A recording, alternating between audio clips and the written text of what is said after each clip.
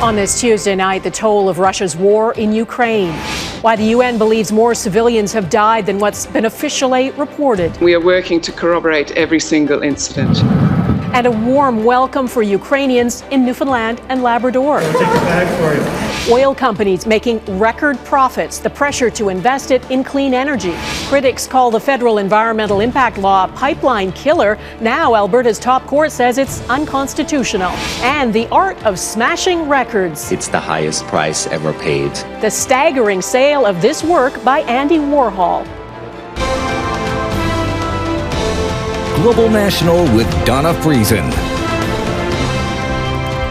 Good evening and thanks for joining us. There is a warning tonight. The extent of the death toll in Ukraine is likely to be far higher than what's been reported. The head of the UN Human Rights Monitoring Mission says thousands more civilians have died than are accounted for in the official figure of 3,400. Exact numbers are impossible to gather right now because some areas, such as the bombarded city of Mariupol, can't be accessed. As well, the World Health Organization says the conflict's impact on Ukraine's healthcare system has led to 3,000 preventable deaths. Russian troops have suffered big setbacks too, but the American Director of National Intelligence said today the U.S. believes Russia's president is in this for the long haul. But Putin most likely also judges that Russia has a greater ability and willingness to endure challenges than his adversaries, and he is probably counting on U.S. and EU resolve to weaken as food shortages, inflation, energy prices get worse. After more than 10 weeks, it's becoming a terrible endurance test for the Ukrainian people. Redmond Shannon has our top story tonight. Germany's foreign minister reopens the country's embassy in Kyiv, the latest nation to do so, returning some sense of normalcy to Ukraine's capital. But elsewhere in the country, the war rages. More airstrikes in the port city of Odessa, killing one person. And as Ukraine claims to have retaken some villages in Kharkiv region, officials there say 44 bodies have been found in the ruins of a building destroyed back in March. The United Nations official number for civilian deaths is almost 3,400, but they added a troubling caveat Tuesday.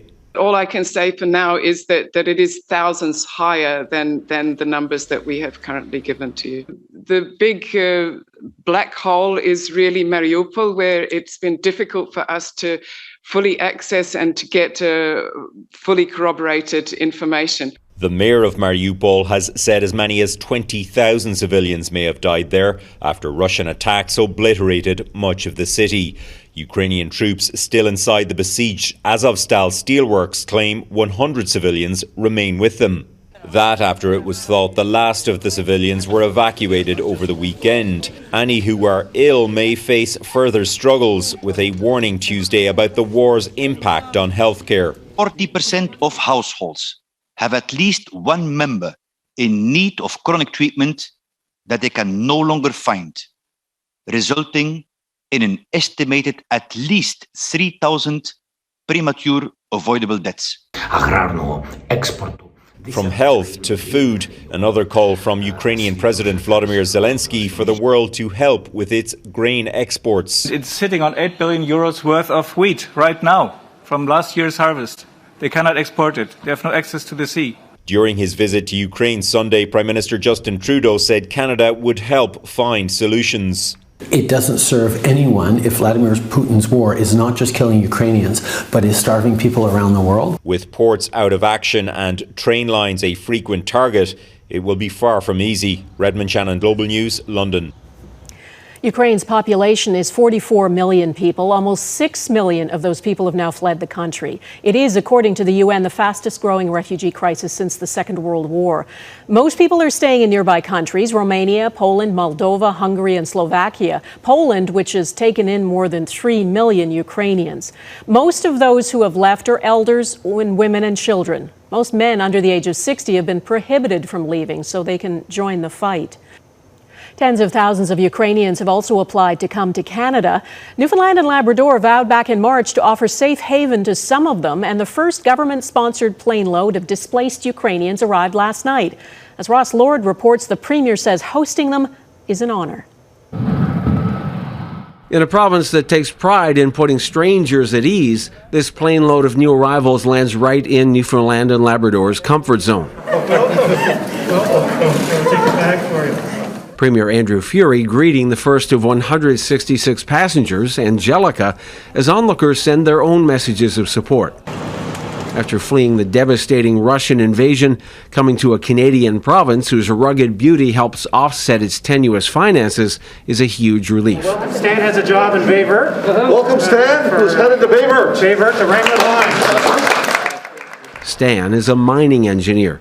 He says his father is still in central Ukraine, but urged him to leave. But I very worry about my father. He's nominal, and he just told me that as I'm in this war, you have the chance for your future. This first-of-its-kind airlift cost an estimated $350,000, including on-the-ground logistics. It's a reward on another investment almost 2 months ago, when the province opened an office in Poland to help Ukrainians relocate, sorting out things like travel documents and transportation plans. As other provinces ramp up their support, the federal government is promising to move ahead with its own plans for targeted charter flights. The feds say they've received more than 204,000 applications from Ukrainians, approving more than 91,000, and that more than 24,000 have arrived in Canada since January 1st. Arriving Ukrainians have been granted an emergency travel visa that allows them to live and work in Canada for 3 years. And the Newfoundland and Labrador government says they'll get provincial Medicare and prescription drug coverage. Other challenges could take time, like nurturing this 7-year-old girl who doesn't speak English. With hundreds of other Ukrainians applying to fly here, these arrivals might be only the beginning of this small province's big relief effort. Ross Lord, Global News. As fighting rages in Ukraine, oil and gas prices have been shooting up, in part because of the uncertainty about supplies from Russia. Anyone filling up their tank knows this. Canadian gas prices have hit record highs. The average price of a litre is $1.92 now. It's well over $2 in some places. And who is making record profits from it? Oil companies. Shell made $9.1 billion in the last quarter, nearly triple the amount from the same period last year. Chevron, $6.3 billion, quadruple last year's profits. Exxon, $5.5 billion. Canadian companies are swimming in profit too. Suncor made $2.95 billion in the first quarter, more than triple the amount from the same time last year. And Enbridge, Imperial Oil, Cenovus, and Canadian Natural Resources all made big profits in early 2022. Oil companies are now facing pressure over what to do with the windfall. Heather Yourex-West looks at Canada's push to put that money to good use. In a province known for beef and oil, surging energy prices are a provincial coffer cash cow. But Alberta's premier is frustrated. We're concerned that these very strong commodity prices and big profits are not turning into jobs. Albertans rightly expect to see real economic benefit, particularly when prices and profits are this high. After several difficult years for the industry, oil companies are reluctant to invest. They're going back to shareholders and they're going to buybacks, and that's what a company does, is it makes money and then it sends it back to the shareholders. What we have seen and heard so far from many of those same energy companies is that the investor community is saying, don't increase your production here. And that's an issue as the world faces two big problems when it comes to fossil fuels. On one hand, there is a global oil shortage, and prices will only rise until there is more supply. But the climate crisis looms heavily as well, and the federal environment minister says oil companies need to pull their weight. We think that these companies, with making record level profit, should invest as well in this decarbonization. The oil and gas sector is Canada's biggest polluter, and if its largest producers are to reach their net zero by 2050 commitments, huge investments in carbon capture and other technologies will have to be made. But even with a federal tax incentive, oil companies are making no commitments yet. What we're seeing is that there's no actual requirement for companies to actually make good on their net zero pledges. And so we will need to do something else to encourage companies to do that. The Canadian Association of Petroleum Producers says energy prices are volatile and can't be counted on for projects that will take decades of investment or more. For that, the industry says it will need more government help. Heather Yourex-West, Global News, Calgary.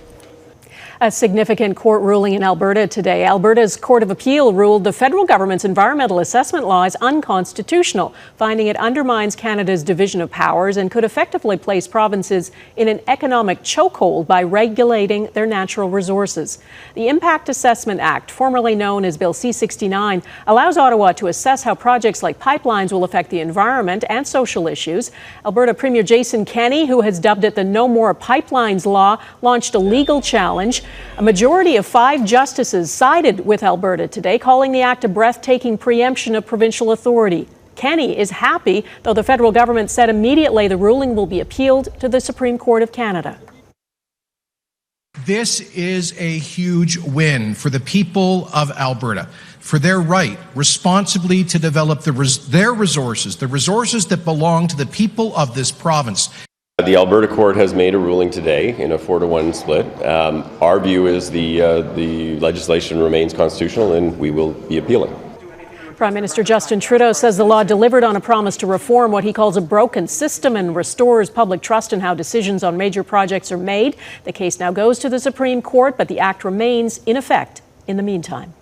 As COVID-19 drags into its 3rd year, the massive backlog of surgeries that has been piling up is beginning to decline. That's according to new data. Hospitals are working hard to help patients get the procedures they've been waiting for months or even years. Though, as Jamie Maracher reports, long wait times persist across the country, and healthcare workers fear not enough is being done to get things back to pre-pandemic levels.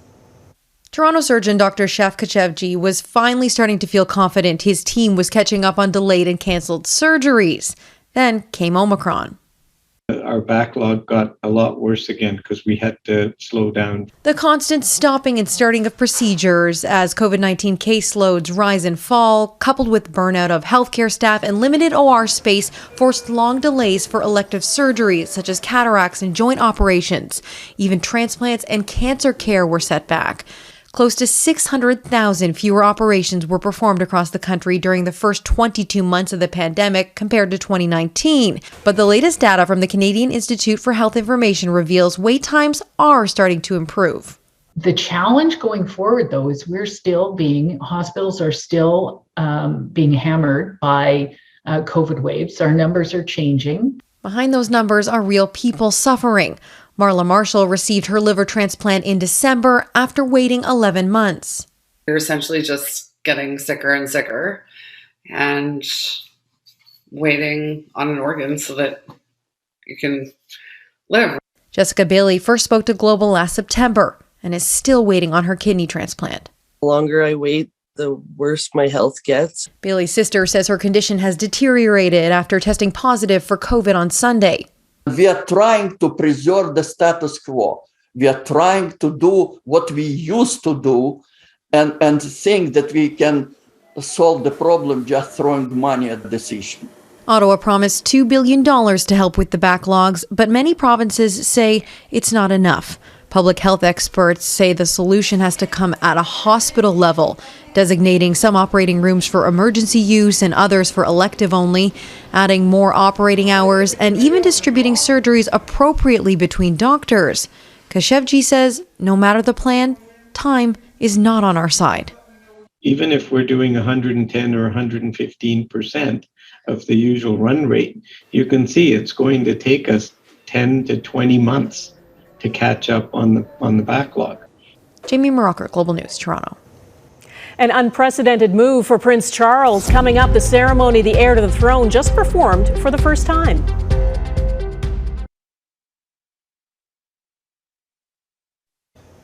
In London, Queen Elizabeth was not able to attend the state opening of Parliament today because of what Buckingham Palace calls mobility issues. Her son, Prince Charles, read the Queen's speech on her behalf. My lords and members of the House of Commons. The heir to the throne formally opened a new session of Parliament and read out the government's legislative agenda. His son, Prince William, and the imperial state crown were at his side. The Queen has missed the event just twice before, when she was pregnant with sons Andrew and Edward in 1959 and 1963. Sri Lanka's military has been granted emergency powers as that country works to quell deadly anti-government protests over the island's worst economic crisis in its history. Fighting on the streets has killed at least 7 people this week, injured hundreds of others, and a number of homes and vehicles were torched. Authorities can now detain people without warrants and also search property by force and shoot looters on sight. Protesters are calling for the president to resign.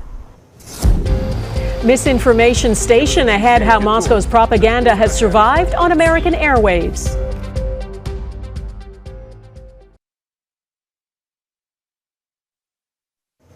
There's a global effort to crack down on Russian state propaganda, along with misinformation and disinformation, because of the invasion of Ukraine.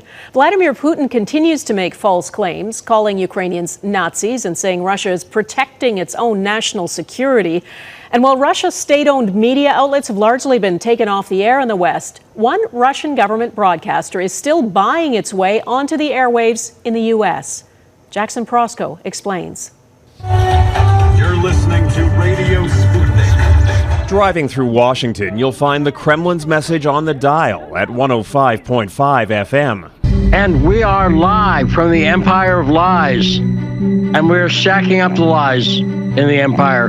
That's Radio Sputnik, produced by Russia's state media company from studios just blocks from the White House. But it's wielding this power, but the power seems to be backfiring on the United States. The Russians are not only winning this thing, they're winning it decisively. As Russia's war rages in Ukraine, Sputnik is selling a very different version of events, one where Russia is the victim.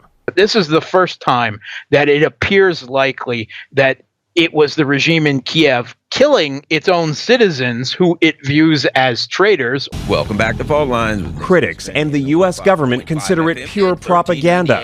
Sputnik's hosts claim they're just questioning the narrative, though some are unapologetically pro-Russia. Part of what makes Sputnik so unusual is that it has managed to stay on the air as other Russian state broadcasters have either been banned or ceased broadcasting in the West. That's because Sputnik buys its way onto the airwaves. Filings with the U.S. Justice Department show Russia's state media company spent over $500,000 purchasing airtime in just the last 6 months of 2021. If I felt that it was all misinformation, we wouldn't be airing it. Peter Chartel owns KCXL Radio near Kansas City, Missouri. He's paid $5,000 per month to air 6 hours of Russian state programming every day. And to say, well, you should shut down that programming because we don't agree with it, just is directly opposite of what free speech is all about. The U.S. government feels differently. In 2018, it forced Sputnik and the American companies that air it to register as agents of a foreign government. They must air this disclaimer. On behalf of the Federal State Unitary Enterprise Rossiya Sevodnya International Information Agency, Moscow, Russia. Russia's war in Ukraine prompted the National Association of Broadcasters to go further. They've called on stations to drop all Russian programming. Stations have so far refused. Viewers and listeners who know what they're watching and know that what they're watching is paid for can view that content with a certain degree of skepticism. As the war soldiers on, so does Sputnik, escaping U.S. sanctions and reaching Americans directly. Jackson Proskow, Global News, Washington. Worth way beyond 1,000 words. Next, the record-shattering price paid for this artwork.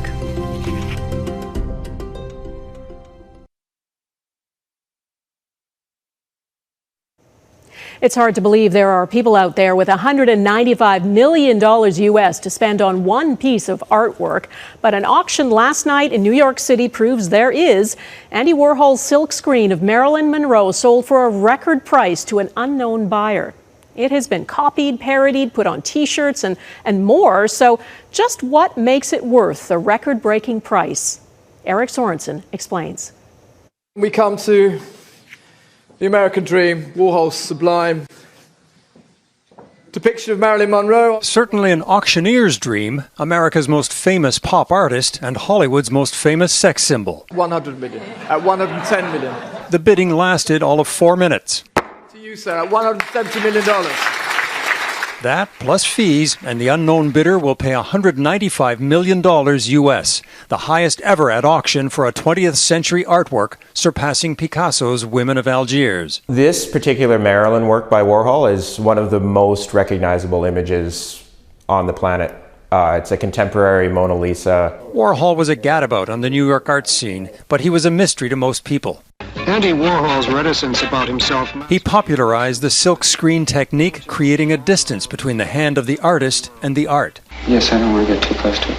His public persona seemed just as detached. His art a commentary on consumerism and overexposed celebrity, which his silkscreens could mass produce. There's a certain brilliance in his mobilization of the technology to comment on his age. But you also think of Warhol as the critic and analyst of the late 20th century. He is the artist who really dissected fame, the image of fame, celebrity culture. Kiss me, hold me tight. Marilyn Monroe was the perfect symbol of celebrity culture. From this film, Warhol used just another publicity photo to create his most famous artwork.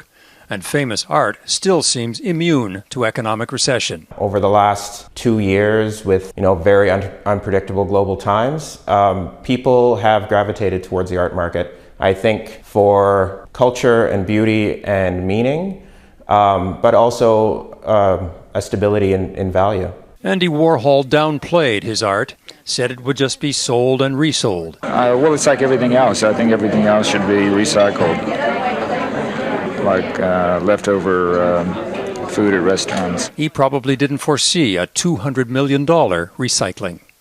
Eric Sorensen, Global News, Toronto. That is Global National for this Tuesday. I'm Donna Friesen. Tonight's Your Canada is the Bicycle Thief art installation in downtown Halifax. We'd love to see Your Canada. Please email it to viewers@globalnational.com. Thanks for watching. Hope to see you here again tomorrow. Bye-bye.